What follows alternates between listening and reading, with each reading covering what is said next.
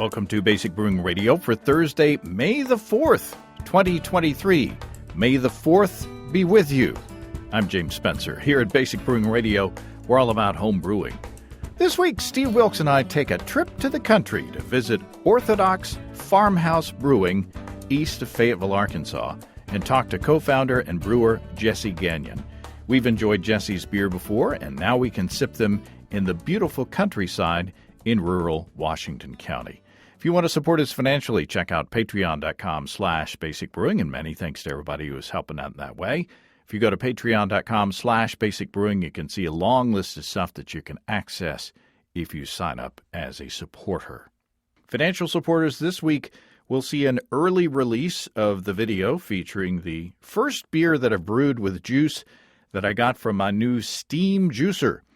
I juiced 2 pounds, or around 900 grams, of store-bought frozen blackberries in the steam juicer and got around 2.5 cups, or 600 milliliters of juice. I was a little disappointed in the yield because Steve and I got about a 50% yield from homegrown mulberries that he brought over the other day when we shot the bonus video that we shot for financial supporters, which you can also see on patreon.com/basicbrewing. Anyway, the blackberry juice did taste really good, and I put it into the keg with a cream ale, which was a kit I got from highdravitybrew.com. The level of fruitiness is very nice. It pairs with the beer very well. It's unfermented, of course, since it's added in the keg. And, by the way, don't do this in a bottle-conditioned beer or you'll get overpressurized bottles. I was expecting more juice, but, I'm kind of glad I got what I got because this beer tastes really good. It's not overly fruity, but there's enough there that it makes it fun and interesting and not too sweet. Anyway, financial supporters will see that early release on Friday, along with the recipe and a behind-the-scenes video of how that beer came together. I also kegged the Pond Hopper British American Golden Ale that Matt Giovanisi of Brew Cabin and I formulated on the show last week. I'm really happy with the way that beer turned out. I added, if you'll remember, half a pound of sugar to the malt bill, and I was kind of nervous that the beer might turn out cidery, but that's not it at all. It's not cidery. It's not, thin. The beer is bright, and the hops shine very nicely on that palate. And I think Matt and I nailed that one, and I'm looking forward to sharing it with him. That'll be a very nice beer going into warmer weather. Our friends and sponsors, Desiree and Dave of highdravitybrew.com, have a couple of special offers just for listeners of Basic Brewing Radio. It's celebrating, they're doing a refresh of highdravitybrew.com. It's a new website, and they want your help in running the new site through its paces. From now until the end of May, you can get 15% off ingredients by using the code BASICBREWING15, that's all one word, on highdravitybrew.com. That's 15% off ingredients until the end of May. And just for listeners of the show, you can still save $100 off Warthog controllers when you buy a turnkey Warthog electric system with the code EBC100BB. They're extending that sale just for listeners of the show. And that's more than $25 more than our usual discount, or it is exactly $25 more. I'm not good with numbers than our usual discount, and it's you can't use them both together. So try out the even easier to use build your own beer feature on highdravitybrew.com and use the code BASICBREWING15, all one word, to save 15% this month off ingredients and help test out the new site. And use the code EBC100BB to save $100 on a Warthog controller when you buy a Warthog turnkey system. That's until the end of May, both of those. That's at the new highdravitybrew.com. That's highdravitybrew.com. Okay, we talked to Jesse Gagnon way back in 2018 when he had left Ozark Beer Company to be the brewer at West Mountain on the Fayetteville, Arkansas Square. He and his wife, Ashlyn, have very recently opened a brand new brewery in the countryside of Washington County, Arkansas. Check out the Basic Brewing Instagram account for pics, including pics from the air. It's beautiful. Jesse is just getting started in producing batches, learning his new system, and dialing in his recipes. Spoiler, the beers are already delicious. Steve and I took the short drive outside of town to spend part of a rainy morning at Orthodox Farmhouse Brewing. Jesse Gagnon, welcome back to Basic Brewing Radio. Thanks for being here, guys. Good to have you. And Steve Wilkes, we're here at the tap room again. It's funny that. Seems to happen frequently. Thank goodness. And what a beautiful tap room we're in. This is as country gets in a really good way. Yeah, it's a beautiful countryside. It's rainy today. People might hear the rain pitter-pattering on the roof a little bit, but it's foggy, a little bit foggy and a little rainy, but it's just gorgeous out here. And we're in the middle of the countryside. Jesse, where are we? So we are just south of Goshen, Arkansas, between Goshen and Elkins, out on the far east edge of Washington County at Orthodox Farmhouse Brewery. Orthodox Farmhouse Brewery. Now, the last time we talked to you, you were at West Mountain Brewing Company on the square, and you had moved there from being the head brewer at Ozark Beer Company, and you had gone there at the encouragement of your employer, right? Or he was somewhat encouraging that you take that position at West Mountain? I wouldn't put it that way at all. My memory, it's been a long time. I informed them what I was after, and I think they let me go with a blessing. is what it came down to. But Andy was still supportive, though. Andy Coates was still supportive. Yeah, Andy's always supportive of me. I appreciate him and Lacey a lot. They're even in this journey now. They've been very supportive the whole way. And West Mountain is kind of an incubator, has become kind of an incubator because Andy Coates, who he and Lacey founded Ozark Beer Company, he was the one who got the brewing system online there at West Mountain. He, got that brewery up and going. Then they founded Ozark Beer Company. Our friend Casey Letillier was also a brewer at West Mountain. Went on to found Ivory Bill with his wife Dorothy. Now here you are, founding a brewery with your wife Ashlyn, right? Tell us about, now first of all, I'm going to start with this question, and this kind of opens the door to you talking about the brewery philosophy. How about that? When you hear the word orthodox, the first thing that comes to my mind is following strictly a certain set of rules. Sure. Yeah. Now, does that apply to the philosophy of the brewery? No, I wouldn't say that. We get a lot of questions about Orthodox. People wondering, are you Eastern Orthodox people? We're actually both practicing Anglican, so it's it's a strange question to get. Or people think, there's some sort of Orthodox Jewish component. That's not it at all. It's more actually the etymology of the word being something ordinary, something traditional. We fully acknowledge that all things that are old and traditional are not good for society. We also really feel that for us, this is sort of an orthodox journey back to what actually works for society and what works for us, which I think you can sort of pick up on here. It's a way to sort of, stick a flag in the ground and say, all this crazy change and polarizing, all these polarizing forces in the world right now aren't helping, and we need something older, something that's worked for a long time, such as community around a pint of beer. There you go. Now at West Mountain, if I remember, the tap handles were kind of more sort of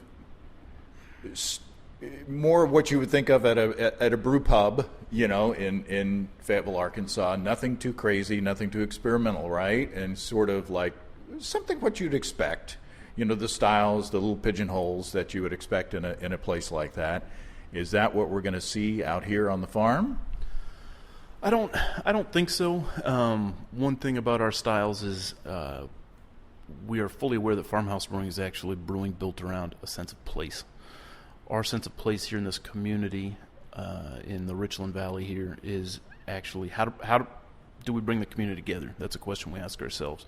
So there will be some traditional styles involved. These 4 we have out here today aren't necessarily them. For instance, today we're drinking a stout and an IPA, and I mean those are about as traditional styles as you can get. So I think for us it will always be sort of steering towards the Belgian side. Definitely some traditional elements of the Belgian side. That's what inspires me, so I think I need to pursue that. There will also be things that just work for the palates of those around here. All the same, I want to make every one of them as well as I possibly can. So, and you haven't been up and running for very long. Talk about the transformation of this site. It's definitely going to have to be a destination for people to get to. Even though Fayetteville is growing rapidly in this direction, it's still a little ways out. So talk about what you've created here physically in the footprint of the farm.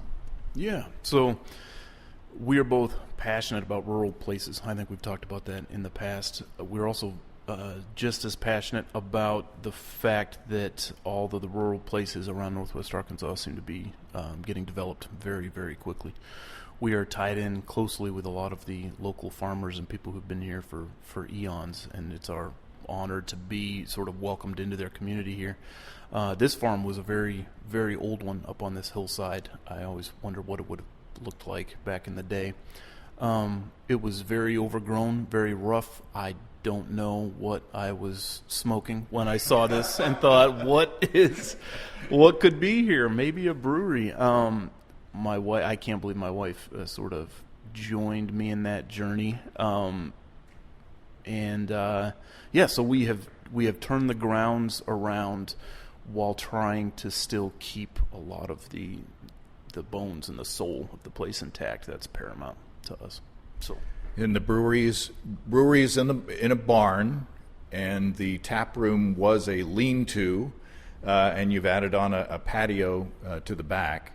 Talk specifically about that transformation. Yeah, we knew we had to work with what we had. We had a good friend named Justin Tucker, who's an architect by trade, and we said, Justin, would you help us come up with something for this lean-to is all we got. We got to turn this 50 by 15 space into something that welcomes people. We know it's not big, but we want it to be special and showcase the Ozarks. And we told him pretty much we know it needs a porch. We know that there's nothing more Ozarks about a front porch and gathering on one.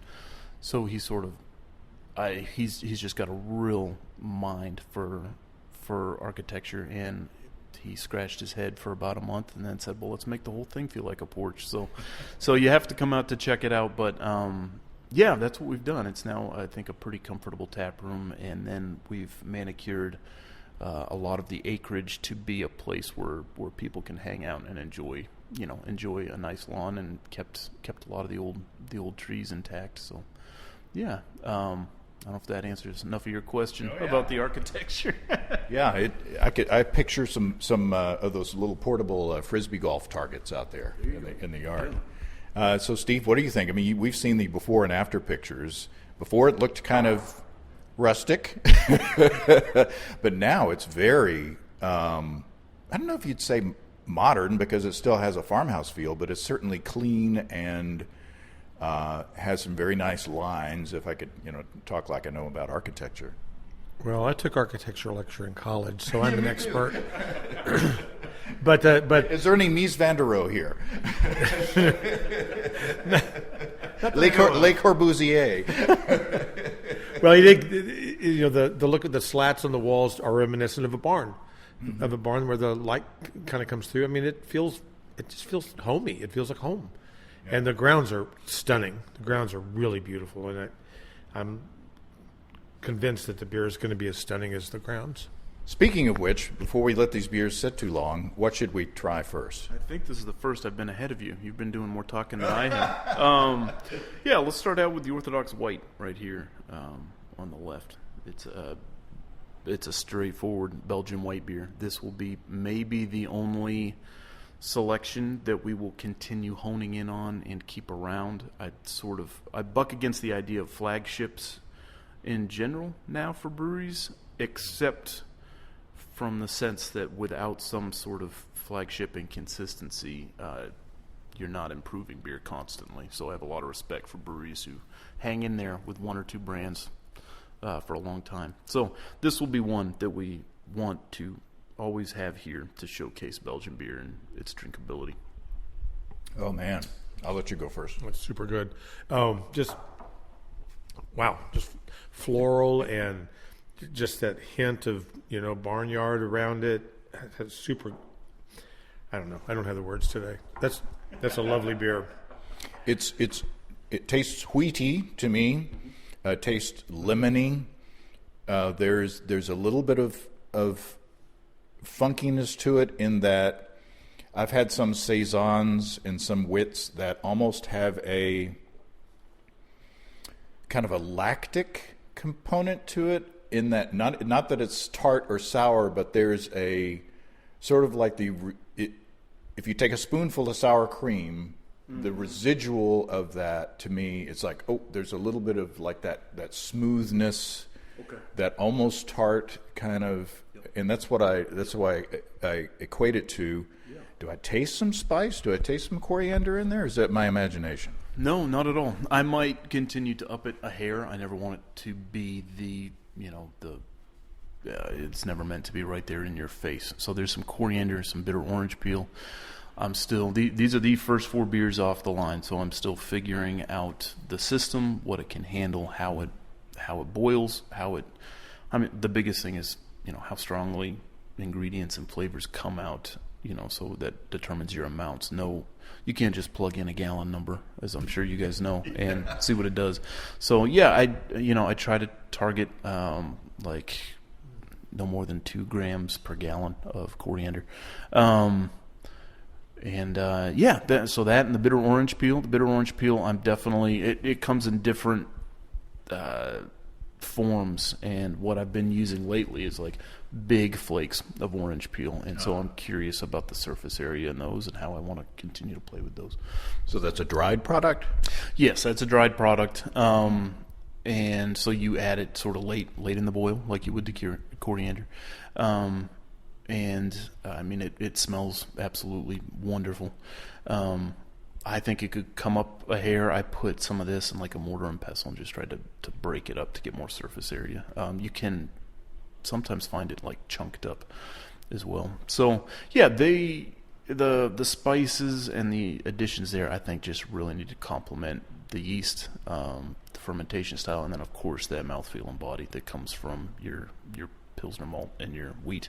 I use both raw and malted wheat in this guy, which I think the raw wheat starts to give it more of that nice like acidic dryness, while still the trick about a white ale to me is like how to maintain that mouthfeel while letting it finish just dry enough to keep going, and then just enough fruit to keep it interesting. So yeah, that's my target here as this beer continues to progress.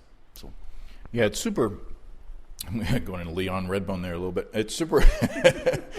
it's super silky. It's super. Not super, but it's got a silkiness to it. But there's a tartness there there's a tang and a tartness that balances it out. So there's not like a whole lot of residual stuff left on the tongue at the end of it. It's nice and refreshing and just makes you want to sip a little more. I get the orange really prominently. It's not an orange. It's not like an orange sickle, but but the orange is definitely there. And you're right about the tartness. That's I like this style of beer a lot. But some of them that are quite famous are a little sweet. They're kind of they're like a little like. And I'm sure that the brewers. I'm sure that statistically people like that. But I really like. There's that sweet spot between being a little too sweet and a little too. Ooh, that's funky.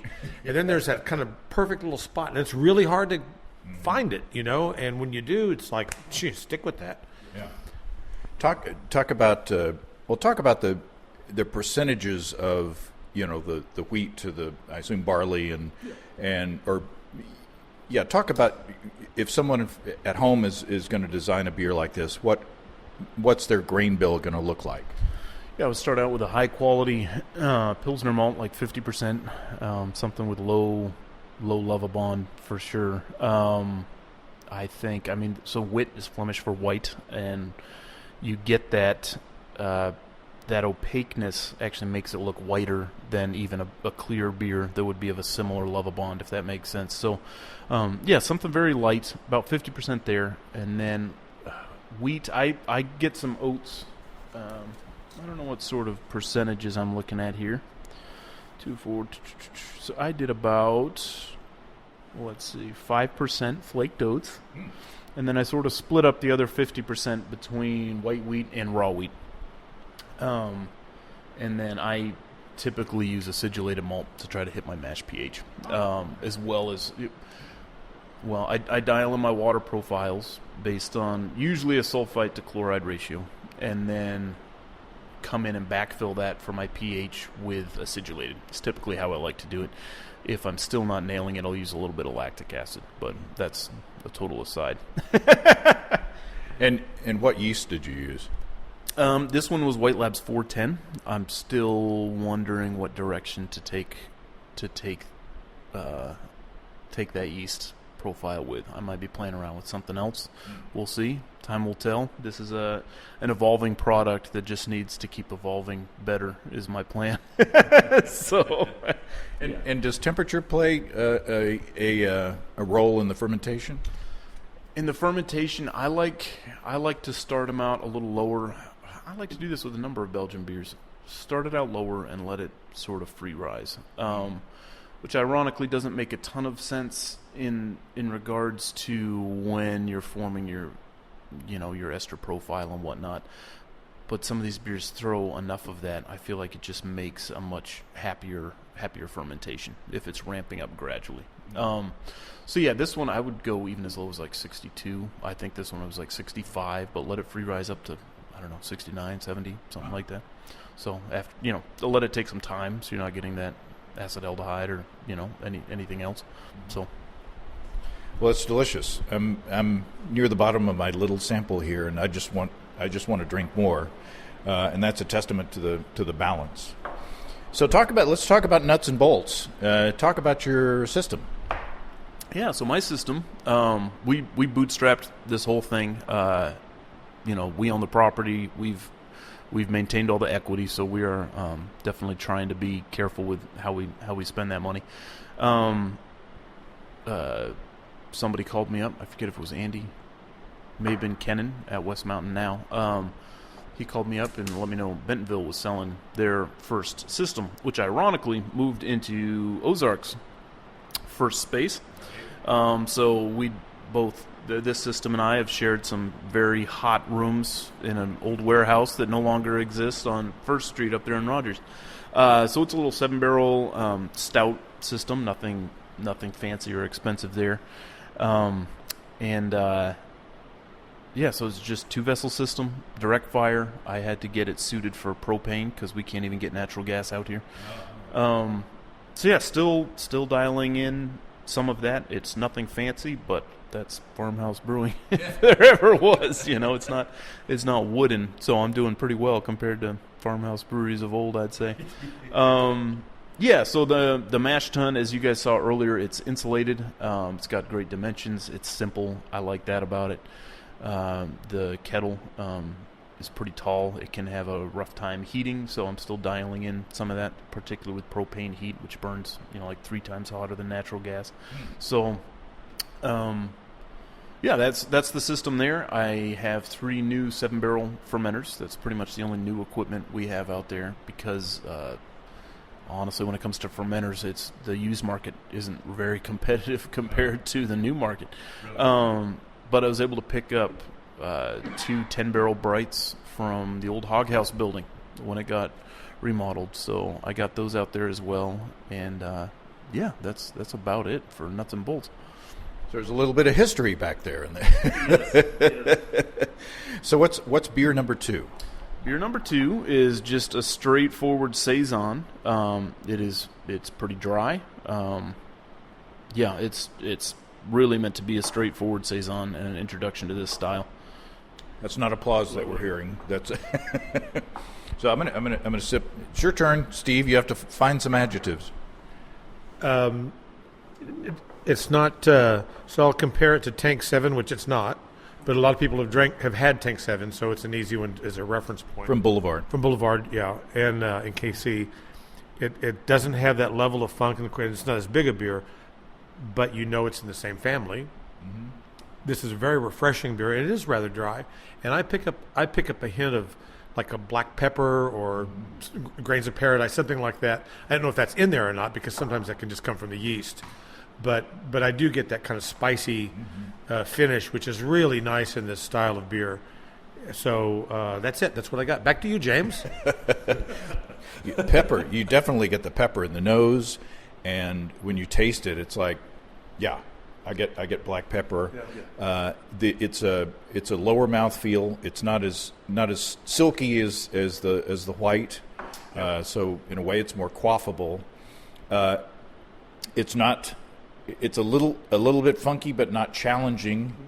You know, I think that someone who had never had a saison, I hesitate to call it a style, because when you start saying the word style around Belgians, they threaten you. But yeah, that's one of the things. It's like, it's farmhouse, it's saison, it's my pasture. You know, it's like, how do you describe these things? Yeah, unfortunately, you're in the business of marketing beer, so you have to call it something.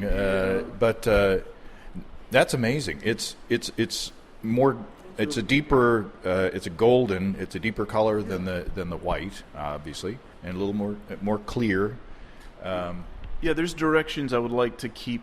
Well, first off, it is really neat to see community coming together and drinking Belgian whites and any version of a saison when, like a can of Busch has been their go-to forever. And, I mean, it goes to show that those divides aren't as big as we'd like to make them out to be, you know? I mean, people genuinely enjoy the white, and they'll keep coming back for it, and I love that. And if they want something drier, the saison's probably a little less approachable just because it doesn't have some of that same orange fruit character. It definitely has some of that estery profile. Yeah, this one I think we will continue driving into ways to make different saisons and different farmhouse beers, whether that's dry hopping or whatnot. I would like to make one a little less dry while having a dry one on tap. Yeah, this one's unique. I added a little bit of Vienna, which I'm prone to do, as I know we've discussed before, for some of that sweetness. I also pick up on some. There's a character, I think, that comes from the direct fire here, like I was telling you, where the bottom of that is prone to scorching, so we got to be real careful about that. So yeah, in the multi character, there's just unique things coming out of it that in some ways I didn't expect. But we're gonna keep driving into the style, because that's why we're here in all different iterations. So it's definitely not as soft as the first one. It's got a more substantial bite. It's more of a palate cleanser. It would pair with fatty foods, like if you had some ribs, or like a fatty dessert or something like that. It would definitely, like an IPA, it would clear your palate. It's still very, and here's my word, drinkable though. I mean, it is a beer that, if it's 100 degrees outside and you're sitting at one of your picnic benches outside, this would be a wonderful beer to enjoy a hot summer day. So again, talk about get into specifics about the recipe, get into specifics. And did we talk about hops on the first one? I don't think we did. I don't think we addressed hops on the first one. No, we didn't. I mean, basically that's Hallertau in that, straightforward, more of a noble characteristic.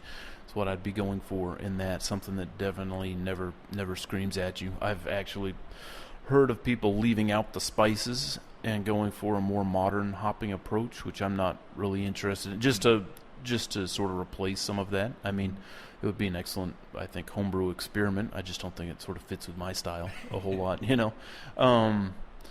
But yeah, just sort of reserved, set back, just give it a little bit of that that end bitterness, maybe touch herbally character.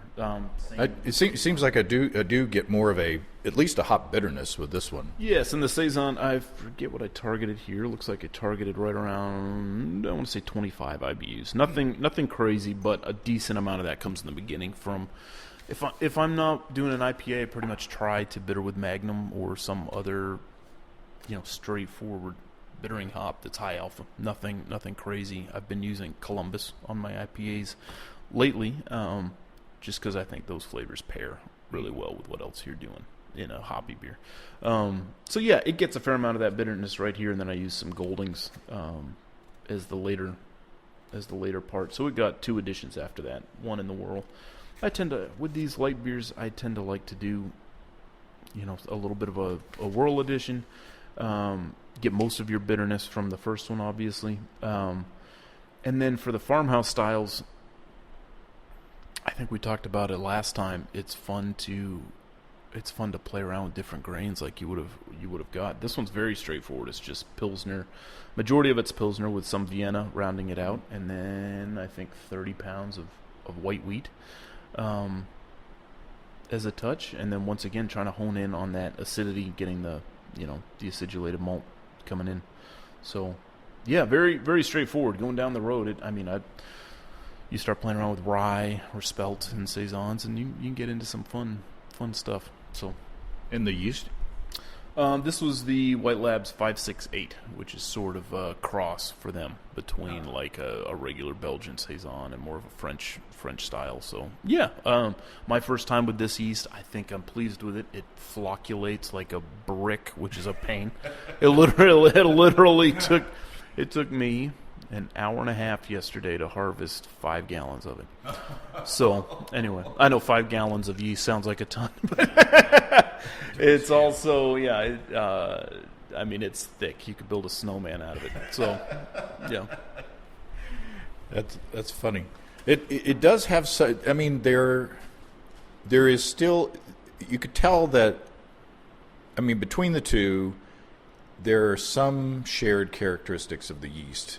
It's sort of in the same family, but it's different. Is there any spice in this, or is it pepper all from the yeast? Yeah, no, there's no spice in that at all. At some point, we might spice one. It is interesting with these 2 beers. The uneducated drinker, you might be able to hand them a glass of one, and then an hour later hand them a glass of the other. They might not even pick up on it, and that's something I'm not necessarily worried about, but also as we drive into more farmhouse brewing, we'll have ones that have much more distinction, away from that.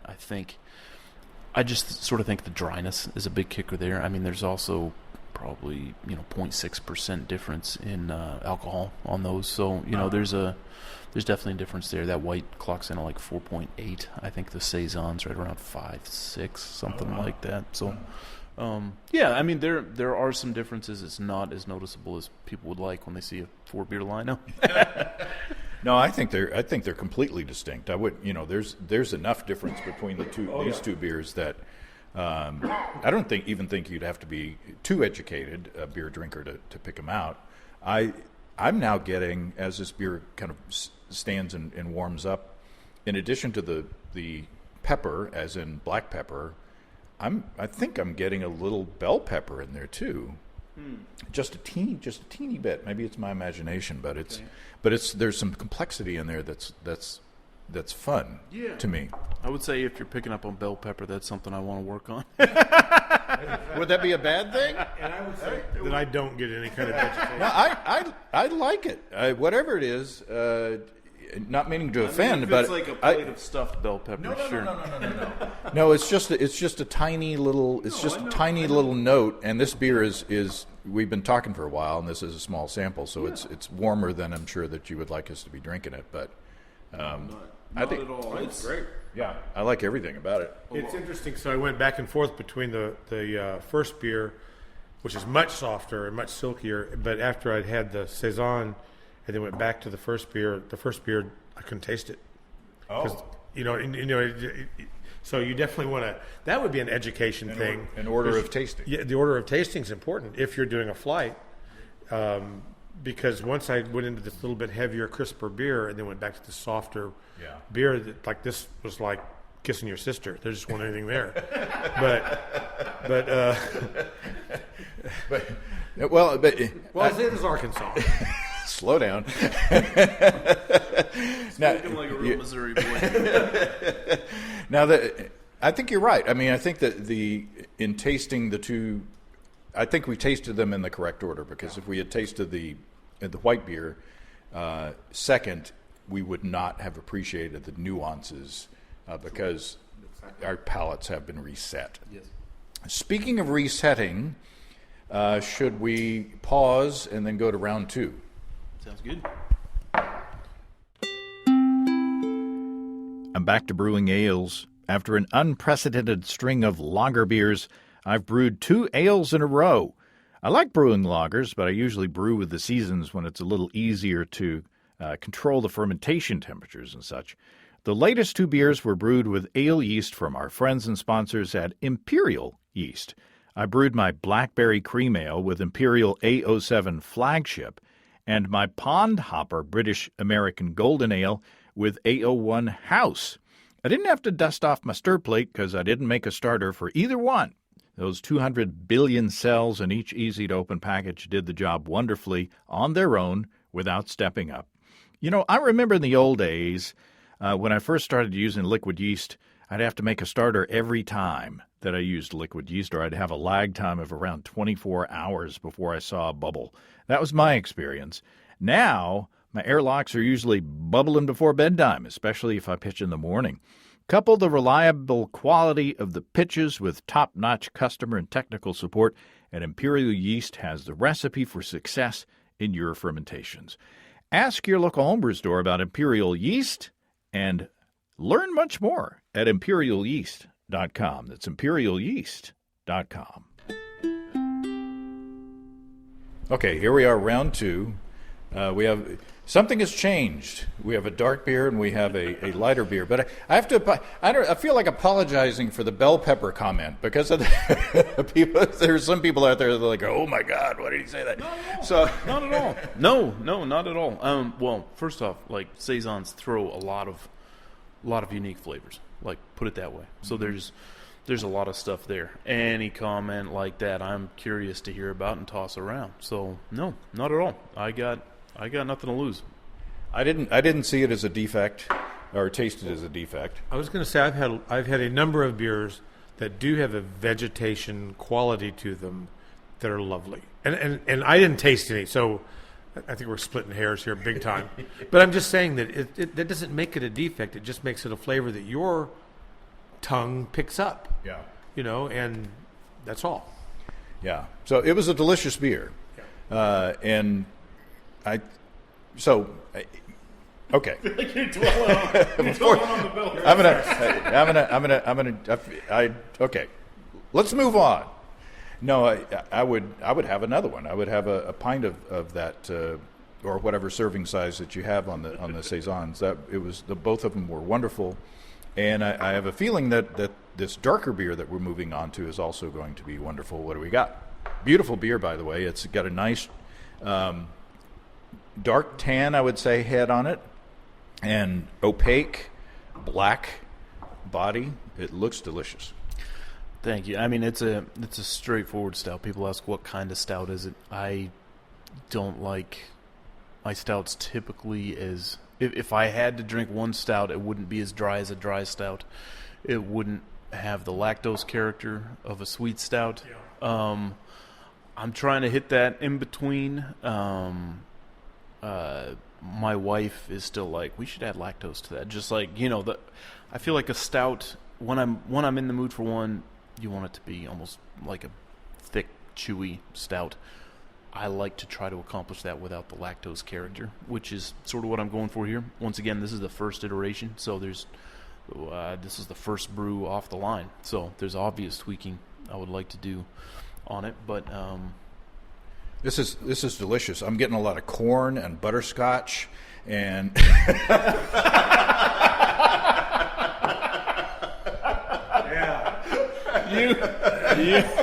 You had me. Those circus peanuts are great in it too. No. Sorry, I had to do that to you. No. Actually, it's soft. It's a softer stout without being. It's not a milk stout by any means, but it's not a Guinness. It doesn't have that little sour Guinnessy thing going. Great beer. Really, really tasty beer. Stouts are weird to me. I mean, I'm not a big stout drinker, generally. So when I get one that's either like too roasty, it's like that's burnt toast. I don't really care for that. Yeah. Or it's like that's a milk stout because holy crap, I got to brush my teeth. It's so sweet. I don't like those either. This is kind of right in the middle, and it's where I can drink them and like them. So you can get on the it's from astringent to too sweet. In my opinion, and I think that this has a bite to it. I wouldn't call it astringent. To me, there is a little bit of sweetness in there, but I wouldn't call it like a sweet stout. Yes. It's very drinkable in that way. In that I take a sip and it's gone. Yeah.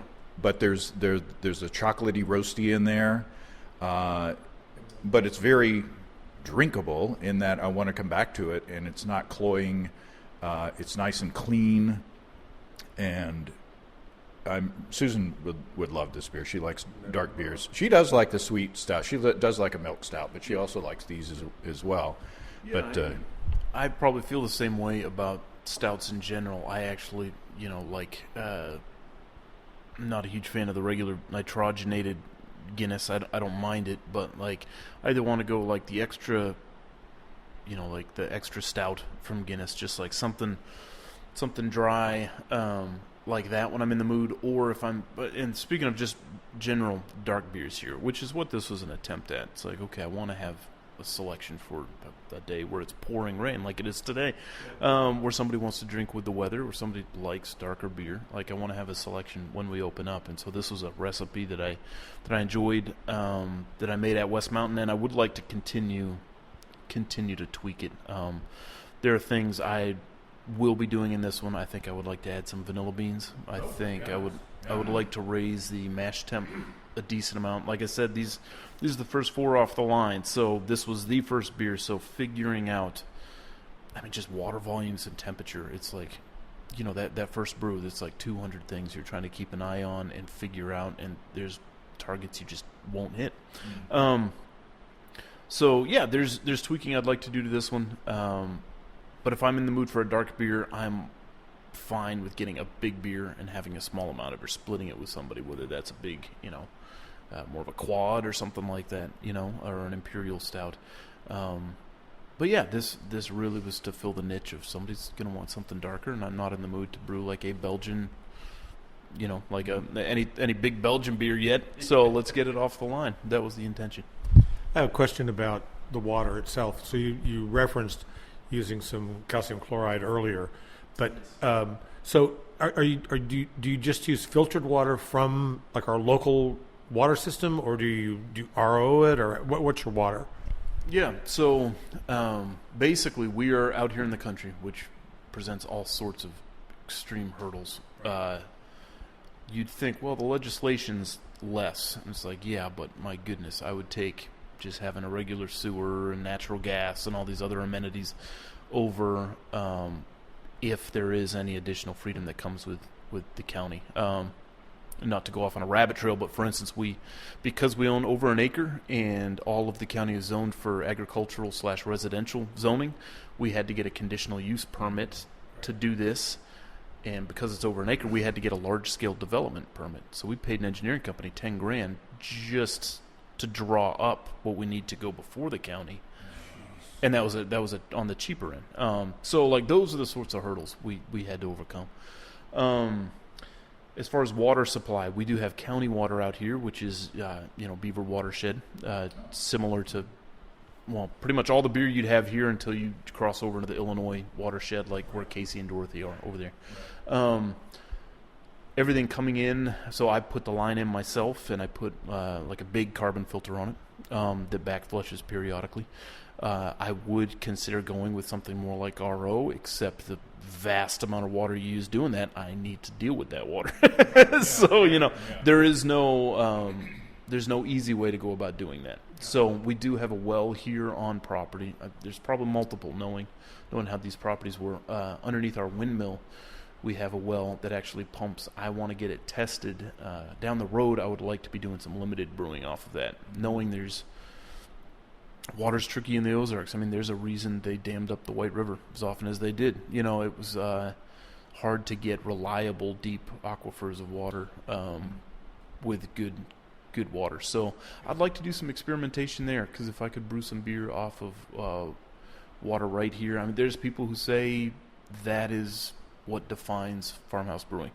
So, we don't have that going for us right now, which I'm not going to fault us on that, but it's something I would be interested in experimenting with, when I can get around to it. Well, that's one of the really interesting things about styles in general, I think. I find it fascinating, though I don't know a lot about it. But, you have, so I'll go to the UK for a moment. You have all these styles in the UK. And so when these styles happened, they happened because that's the water they had. That's the ingredients they had. Same in Belgium, same anywhere. It doesn't really matter. And so the idea that if you have a farmhouse brewery in the Ozarks in Arkansas, if you can get back to that same concept of this is what we have to work with and we're going to make that work in our beers, romantically, I really like that. Even though financially that might be difficult to do. Well, it's terroir. Yeah. But going on from the clean side to the dirty side, you're on a septic system here, and you're running a commercial brewery. So I don't know, I can't remember if we've ever talked to a commercial brewer that's been on a septic system before. No, but we are not on. I know of brewers all across the country who are on some sort of septic system. That can prove very problematic based on how the yeast want to react when you send too much yeast down the drain. So we are on a septic system for the tap room. We put that in for like a large septic system for tap room, bathrooms, etc. So we had to have that done. I also ordered basically a 300-gallon sump station that all my trench drains flow into. From there, I control that into above-ground settling tanks. So when I'm done with a brew or any other sort of processing, I side stream every bit of solids I can for sort of goes off with our spent grain to our neighbors' pigs. And then beyond that, I'm basically capturing any dirty water that I'm not is not absolutely clean. Any manufacturing water, I'm capturing that, and when it hits a certain amount, I will have it actually shipped off to a local municipality. So there's no easy or cost-effective way to deal with it. Eventually, to save on that cost, we will probably be getting our own, basically like a tanker trailer that I can make those trips with. So yeah, there's no easy way around it, for sure. So glamorous, this brewing. Yeah, exactly. So talk about give us an overview of the recipe for the stout. Yeah, I was actually looking for, I think, my actual brew sheets in the house, but I have some. Just make it up. We won't know. Well, I use all extract. A kit. It's a kit. It's a 5-minute boil. It was Pilsner malt until it got 3 years old. Then it became dark malt. 3-year-old Pilsner malt. Add in some green peppers, and off we go. I'll never live that down. I don't have percentages here in front of me. I basically start out with a good pale base. I believe you can't get around the effect of like a good Maris Otter or something like that. Definitely don't have to. There's, it's cost prohibitive, but that there. And then I layer in pretty much chocolate would be my next main ingredient, some chocolate malt. I forget who I used here. I think it was Weiermann's chocolate malt. And then equal parts roast barley. I would prefer like a midnight wheat with the roast barley, except that I'm not using Briess right now. So most companies make like a chocolate wheat malt that's supposed to be debittered. Brees really honed in on that midnight wheat. That's a good malt. So I miss it. And then I had a medium crystal, which I'm sure was Simpson's, would be my next ingredient, and then some flaked oats just for some body. I was targeting a short rest and a high mash temp just to get some residual sugars. Like I said, I prefer elements of the sweet stout without the lactose flavor. So I'm just wanting to continue to build body. I think that's what I would improve about this beer right off the bat. I probably undershot that mash temp being the first brew off of it. So I think that mash tun could handle an upper 150s mash temp in a very short mash. So on my drier beers, I'll go down to 150 and increase that mash time a bit. So other than that, I use Willamette. And that's pretty much all I have here in front of me. But if you have specific questions, I'm sure I could pull something. And the yeast, I'm assuming it's a clean. Clean. This guy used USO5. I mean, I would use whatever I could get my hands on that's a clean thrown yeast. I almost considered calling up Ozark this past week to see if I could come up and bum some of their 028, some of that Scottish ale yeast. Pretty clean performer. On this guy, pretty clean. I'm in a weird position right now. I have the most ineffective yeast program in the world. I have, if I recall from years ago, a rule of thumb is in a professional commercial brewery, 1 yeast strain per 4 brands, and I have 4 yeast strains per 4 brands right now. So, anyway, we'll be we'll be doing some work. I mean, we're a young puppy, we're growing, so we'll be figuring that out. You just got to get the plane off the ground, so to speak. Yes. Any more thoughts? I'm liking this beer more and more as it warms up, as I anticipated. You get a lot more of the the kind of roastiness. It's just more and more drinkable the warmer it gets. Yeah, it really is. I pick up more chocolate as it warms, which is really nice. And I agree with you with the midnight wheat. That's a malt that people, once they know about it, they know about it. And of course, I'm coming from a homebrew place, but man, a little midnight wheat in a beer, it's nice malt. It's so hard to get the flavor it can give you without bitterness. And I mean, I know maybe I'm just not as, maybe it's just the easiest malt to use in regards to that. I'm sure some of the special carafas from Wireman would behave the same way. Some of their debittered dark malts.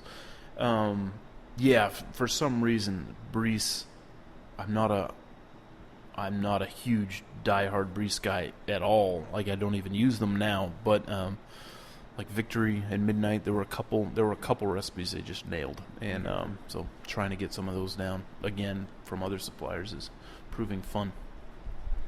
So I'm salivating to try the last beer. It's a golden beer. It's Yaller. And I'm sensing some hops are going to come our direction, Steve. I'm very excited. Jesse's going through his notes. Take all the time you need there, Jesse. Oh, you're good. I gave you guys a full pour of this puppy. So, cheers. By the way, we haven't. Yeah. Salute. Prost. Prost indeed. So, I'll let the brewer, take a sip, and then. Okay, so talk about this beer. Yeah, I mean, I knew I wanted a. I like drinking hoppy beers. I don't think they're always super interesting, but my palate sure likes them. So I did. This is the only one I've actually done a second iteration of. The first one I overshot my gravity some. Just once again that new system. It proved very popular with the people who like older West Coast IPAs. It was a really good beer. This one I sort of steered the malt bill in a slightly different direction. Kept much of the hopping the same yeast, and wanted to see what it would do. So Yeah, it's sort of a. I appreciate elements of the modern IPAs. I'm a New Englander, so that probably helps it. Ironically, like in New England, familiar flavors are more of your West Coast flavors, like pine and whatnot, as opposed to fruit. I really can't stand the modern IPAs that taste so strongly of fruit. It's like overripe mangoes, like the very distinctive tropical fruit that's done in such quantities that it actually tastes spoiled. Kind of the mosaic. Yeah, and it's more just like how, just the degree that they're used.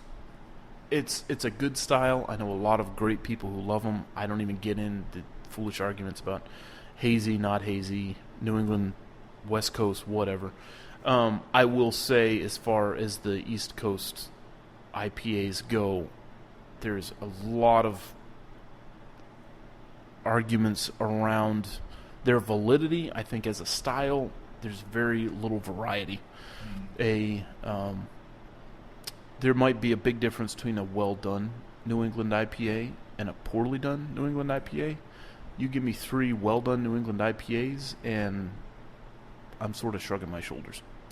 And maybe that's just, a weak palate on my part. I'm not sure. As far as the differences there, it's an enjoyable style. So this one, not to be too long-winded about it, I brought in some Centennial, trying to sort of bridge that gap. Like, what's some good flavors we can get going? That was more mid-range. So I bittered with Columbus, good size mid-hop edition of Centennial. And then I finished up with some Citra and Amarillo, and then in the dry hop, I actually swapped out the Amarillo for El Dorado.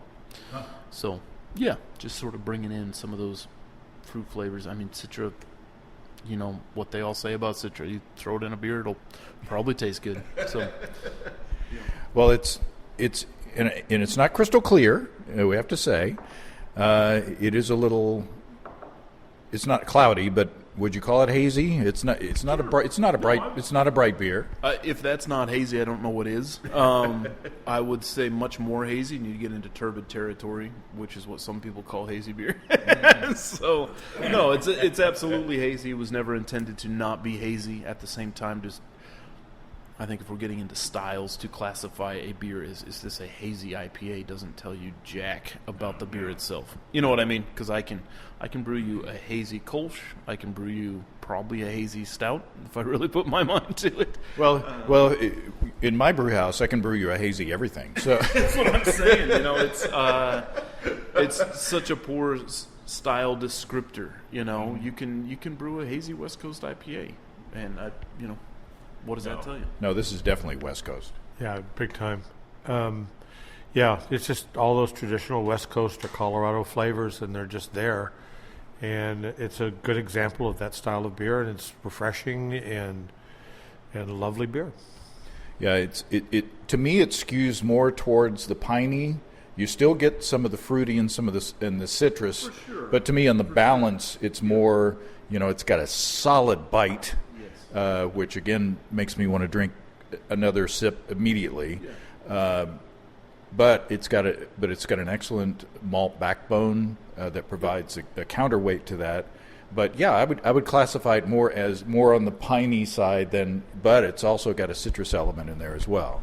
Which absolutely don't get me wrong. I wasn't steering away from the fruity, citrusy character that you find in the Northeast IPAs as well. But it's not a mimosa. No, it's not a mimosa, and I mean my first edition of Columbus, I'm targeting 30 IBUs. No New England IPA is going to even attempt that. So, it's like a 70 IBU beer that I wanted. What I like about the New England style is the mouthfeel. Typically, I like less bitterness than some of the West Coast styles. At the same time, you're really missing out on some things in just the New England style. There's really other flavors that I appreciate in an IPA. I want to think of a conifer forest and not of like a old barrel full of mangoes. You know what I mean? So. Oh yeah, for sure. I mean, everything's in balance. I mean, I think that this is a good example of the style where in the past, I mean, the bell curve went up to where it was just like, how bitter can we get beers to be? And it was a challenge to, it was like, it's like the hot pepper sauce, it's like, how hot can this be?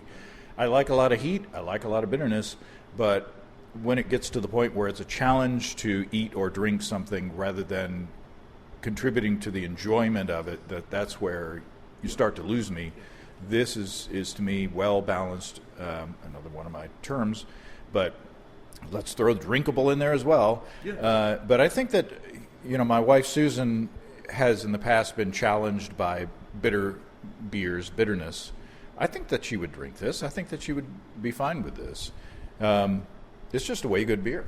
It is, and I agree with your comments. There's some famous beers, I won't name them, from more Western than us, and it seems like their formulation, that what they tried to do was pack as many IBUs as possible into the beer, and they were great, but they're kind of a novelty beer. It's not something you're going to sit around, when you're an old farmer drinking beer at the bar. You're just not going to drink. You're just going to quaff those back. Yeah. This is a quaffable IPA, IPA, as I call them. And that's not short for Ipecac. No, that's my specialty IPA. my IPA IPA. You only want that at the end of the evening. That's really a palate cleanser. Oh my goodness, I know that we could sit here and obviously we could sit here and drink beers all day with you, but you have a brewery to run by yourself. So no, I cannot take credit for that. My wife is here somewhere for sure.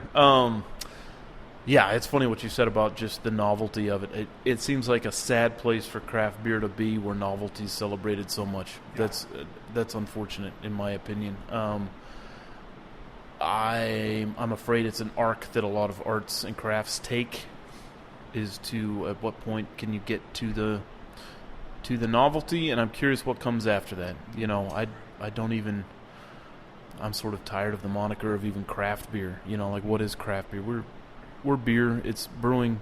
Beer's had a time in the U.S. and worldwide where, you have massive conglomerates doing it, and that was a time when massive conglomerates were brewing beer. Now there's a time where more and more smaller conglomerates are brewing beer, and it's just funny. I'm curious to see where it goes from here. I know for our part, we're just going to be honing in on what we find to be excellent beer and pursuing that in light of restoring people's connection to it and to this property out here. So, well, I can't thank you enough. I know that you're super busy. You're just getting this brewery off the ground. I've tried not to pester you too much about coming out and talking to you.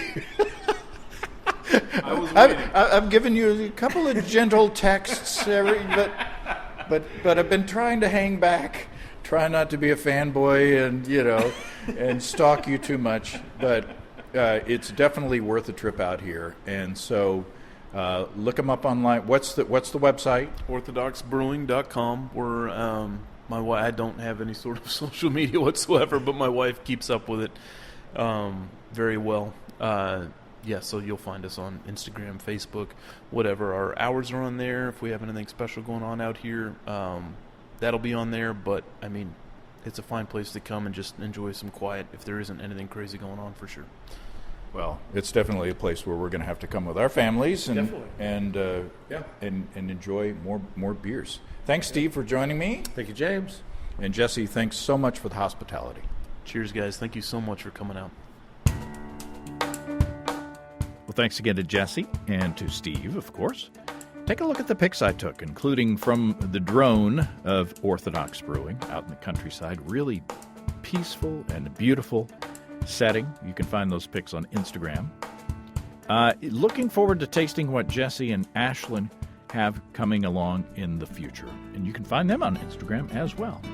If you have brewing questions, show suggestions, or just want to say howdy, write to james@basicbrewing.com, or just fill out the contact form on basicbrewing.com, and please don't forget to tell us where you're from.